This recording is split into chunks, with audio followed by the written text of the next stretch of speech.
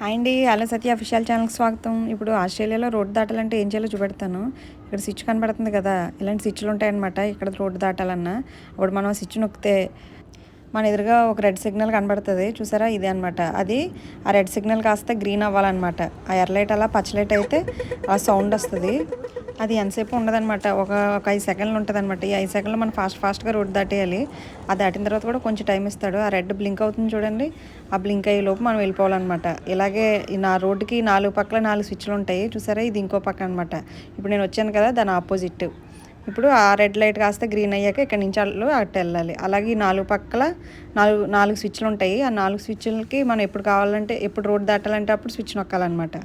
చూసారా, ఇప్పుడు ఇంకో సైడ్, ఇది ఈ సైడ్ అనమాట. ఈ సైడ్ స్విచ్ నొక్కితే అటు సైడ్కి వెళ్తాం మనం. అలా ఎక్కడ దాటాలంటే అక్కడ ఇలా స్విచ్లు ఇస్తాడనమాట. ఈ కంపల్సరీ స్విచ్ నొక్కే మనం రోడ్డు దాటాలి. ఇలాంటి ఇన్ఫర్మేషన్ వీడియోలు చూడాలంటే తప్పకుండా ఛానల్ సబ్స్క్రైబ్ చేసేయండి.